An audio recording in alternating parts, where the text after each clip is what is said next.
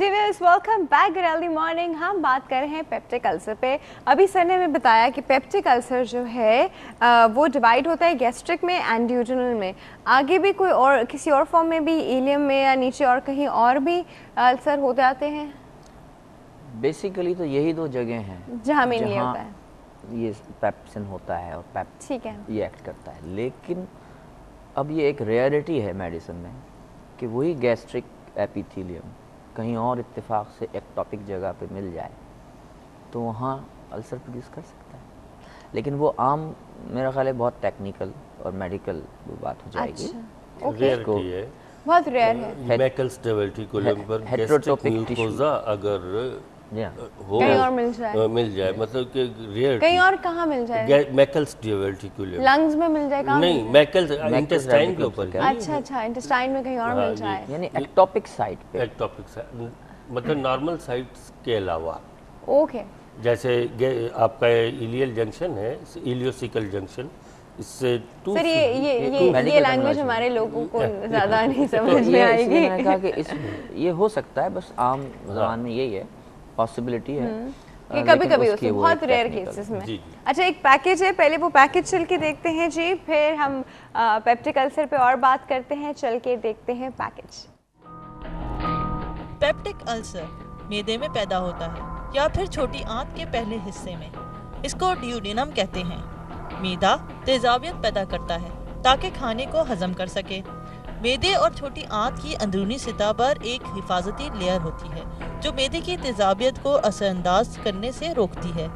अगर इस हिफाजती तह में थोड़ी सी भी खराबी हो जाए तो मैदे की तेजाबियत मैदे और छोटी आंत को अंदर से खराब करना शुरू कर देती है। इसकी वजह से मैदे और छोटी आंत की अंदरूनी सतह पर छोटे छोटे जख्म पैदा होना शुरू हो जाते हैं। इन अल्सर को पेप्टिक अल्सर कहा जाता है। ये अल्सर आम तौर पर 1 से 2 सेंटीमीटर के होते हैं। दिखने में ये मुंह के बड़े छालों की तरह नजर आते हैं। कभी कभार ये अल्सर ज़्यादा गहरे हो जाते हैं जिसकी वजह से इनसे खून आना शुरू हो जाता है।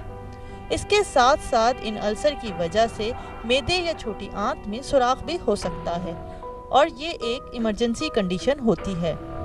जी व्यूअर्स, अभी आपने एक पैकेज देखा पेप्टिक अल्सर के बारे में। अब हम एक बड़ी इंपॉर्टेंट बात डॉक्टर साहब मुझे आपसे ये पूछनी है, जो अभी हमें कॉल आई थी और उन्होंने कहा था क्या ये अल्सर कैंसर में चेंज हो जाता है? जैसे अभी इस पैकेज में भी दिखाया गया कि गैस्ट्रिक स्टमक यानी कि मैदा और ड्यूडेनम, जो अल्सर स्टमक में होते हैं उसमें ज़्यादा चांसेस होते हैं ट्रांसफॉर्मेशन के। अच्छा। कैंसर में। और जो ड्यूडेनम में अल्सर्स होते हैं वो रेयर, वो अव्वल तो होते ही नहीं है, अगर हुए भी तो बहुत कम। सर ये ट्रांसफॉर्म होता है या फिर कैंसर अपने आप को इनिशियली अल्सर की तरह रिप्रेजेंट करता है? आहिस्ता आहिस्ता ट्रांसफॉर्म हो जाता है उसमें। इसलिए जब भी आप इन्वेस्टिगेट करें, एंडोस्कोपी एक औजार होता है जो मुंह के ज़रिए मैदे में उतारा जाता है, वो जब भी आप अल्सर की एंडोस्कोपी करें तो मल्टीपल बायोप्सीज, गैस्ट्रिक अल्सर की मल्टीपल, एटलीस्ट 10 बायोप्सीज एक साथ तो नहीं ना? नहीं, सराउंडिंग्स मतलब फ्री एज मार्जिन वगैरह इस तरह की, ताकि उसको आप एक्सक्लूड कर सकें। ये बायोप्सी जो आप कह रहे हैं मल्टीपल एक ही सिटिंग में होगी ना? एक ही सिटिंग में होगी। अच्छा, बट मल्टीपल साइट से पूरे उस जगह की मल्टीपल साइट से अल्सर के राउंड अबाउट जो है आपको मल्टीपल बायोप्सीज लेने, उसको लेबल करने के लिए this is a benign ulcer. मतलब गैस्ट्रिक अल्सर को आप इनिशियली बेनाइन नहीं दे सकते जब तक कि आपको बायोप्सीज कंफर्म ना करे कि ये बेनाइन है, तब तक आप उसको। ठीक है। अच्छा सर, हमारे पास एक कॉल है जी, अटेंड करते हैं। अस्सलाम वालेकुम। हेलो, अस्सलाम वालेकुम। फिदा साहब, इतने सारे दिनों के बाद, वेरी अर्ली मॉर्निंग। डॉक्टर साहब क्या हाल है आपका? बिल्कुल ठीक ठाक। जॉब भी होता है, कोई नौकरी भी होती है, कहीं ना कहीं आदमी निकल जाता है। फिर ठीक है। लेकिन मेरी हाजिरी अनम लगाती है अक्सर। हाँ जी, क्या हाल है? ठीक है? हाँ जी, बिल्कुल ठीक ठाक। बिल्कुल, आप क्या कहना चाहेंगे आज? हाँ, मैं तो एक्चुअली मेरा भाई था, उसको अभी भी रिलैप्स होता है, अल्सर है उसको। अच्छा। हमारे यहाँ ये मसला ये है कि कुछ डॉक्टर्स ने पहले कोई वो सिमेटाडीन लिख कर दी और रेनिटेडीन लिख कर दी ना मेडिसन, ठीक है। तो उससे उसको आर्जी आराम आया, लेकिन फिर उसको रिलैप्स हुआ। तो फिर एक और डॉक्टर के पास गए तो उसने उसको प्रोटॉन पंप इनहिबिटर उसने कहा है कुछ अच्छा, डॉक्टर साहब ने, ठीक है। ओमेप्राजोल मुस्लिम ब्रांड, तो वो दी। तो उन्होंने साथ ये भी कहा था कि सिमेटाडीन से या रेनिटाडीन से पता नहीं इनफर्टिलिटी और गायनोकोमेस्टिया हो जाता है, तो आप वो मत लें। अच्छा, तो ठीक अब है। ये है कि इन्होंने ये ओमेप्राजोल दी और साथ उन्होंने कोई कहा कि जी वो बैक्टीरिया भी कोई इन्वॉल्व होता है, हेलिकोबैक्टर, तो आप ये कोर्स पूरा करें। उस कोर्स के बावजूद भी उनको 2-3 माह के बाद रिलैप्स हुआ है, हालांकि वो स्मोकर भी नहीं है। तो अब तीसरे आप एक और मेडिकल स्पेशलिस्ट के पास गए तो उन्होंने ये कहा था जी कि आप लॉन्ग टर्म ओमेप्राजोल खाएंगे तो स्टमक के अंदर जो एसिड है वो मुकम्मल तौर पे ब्लॉक हो जाएगा। तो उसका साइड इफेक्ट ये होता है कि एकलोहाइड्रिया की वजह से साल्मोनेला और एंटेरिक फीवर के हवाले से मसाइल होते हैं। तो आप इस ड्रग को लॉन्ग टर्म यूज मत कीजिए। अच्छा, तो आपने अगर यूज करनी है तो रेनिटाडीन या सिमेटाडीन करनी है, लेकिन सिमेटाडीन से वो गायनोकोमेस्टिया इनफर्टिल, तो आप हमें अब ये अच्छे खासे एक बात मुझे बताइए, ये आप मेल पेशेंट की बात कर रहे हैं, फीमेल पेशेंट?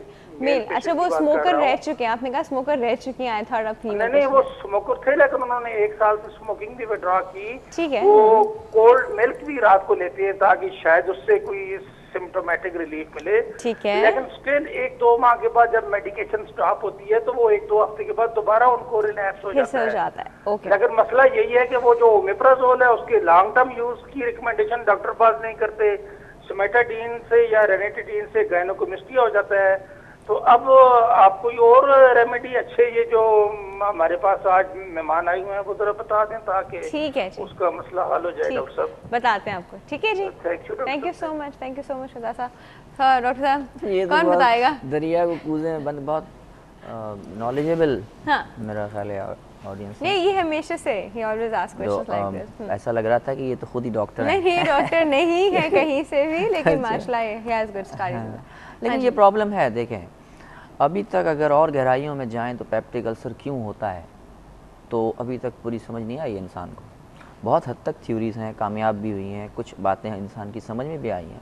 बहुत से पहलू हैं जो अभी तक हमारे हम जिससे अभी तक अनडिस्कवर्ड है।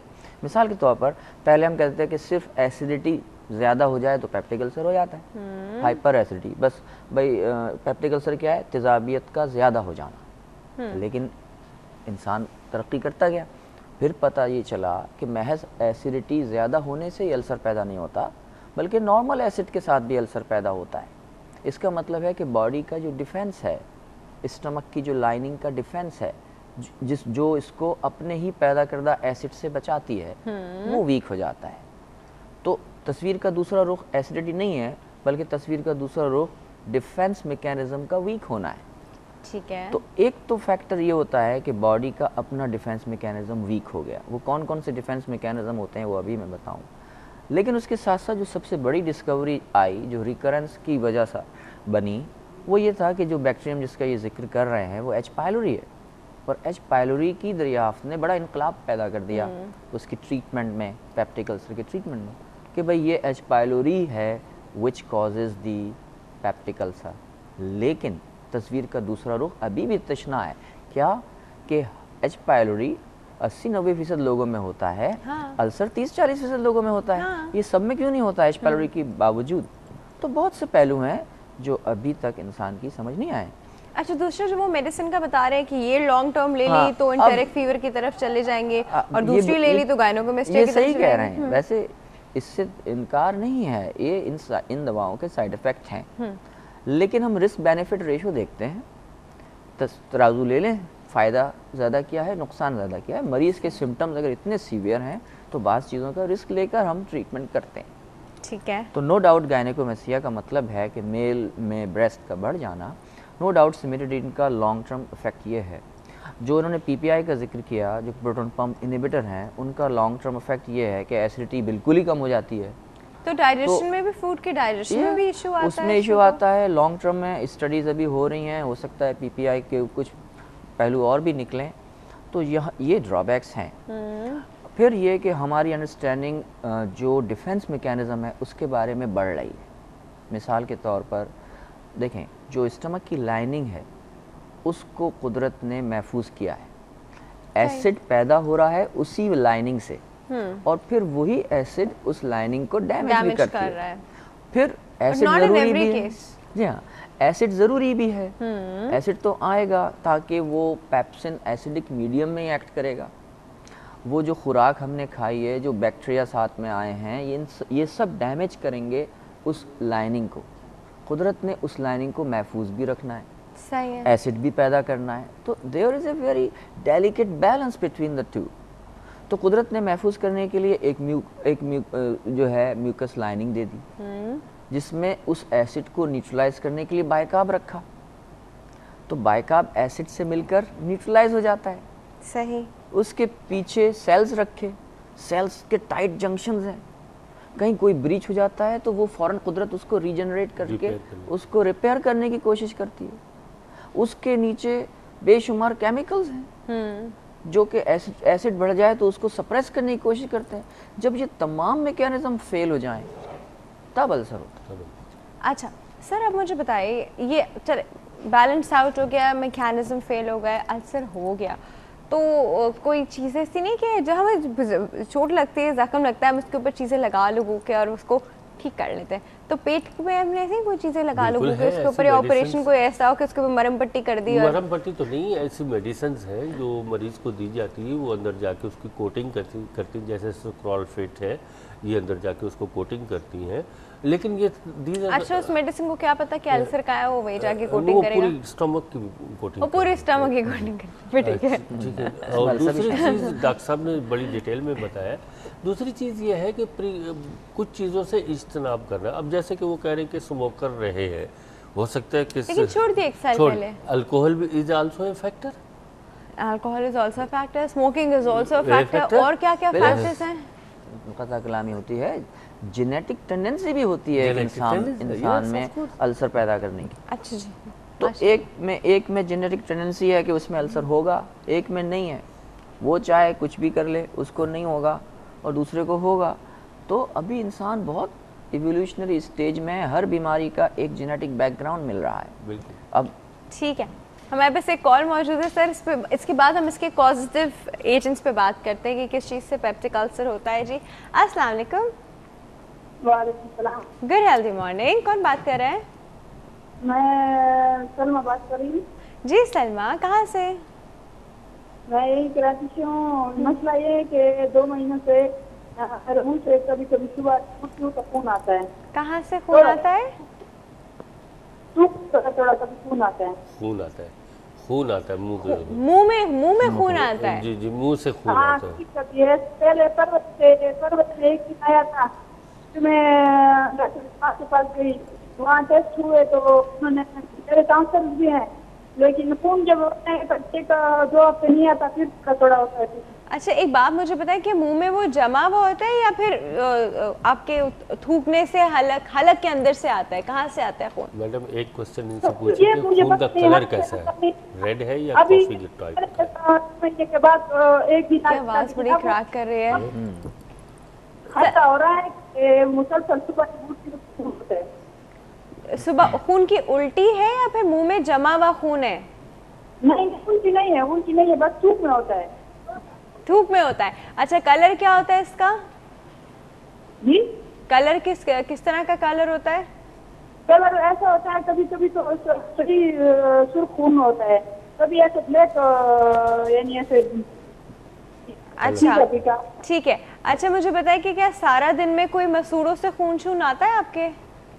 जी मसूड़ों से खून आता है? मसूड़ों में दर्द होता है? नहीं, मसूड़ों से नहीं आता। कहाँ? अच्छा मसूड़ों से नहीं आता, बस ठीक है। डॉक्टर साहब कुछ और आप लोग कुछ पूछना चाहेंगे? नहीं बस ठीक है, डॉक्टर साहब को बता रहे हैं, ठीक है। जो मैदे से खून, thank you so much for your call. जो मैदे से खून आता है ना, उसका कलर कॉफी लाइक होता है। अच्छा सर एक ब्रेक है, ब्रेक के बाद हम इसका आंसर करें। चलिए जी, छोटी सी ब्रेक है व्यूअर्स, कहीं नहीं जाएगा, विल बी राइट बैक।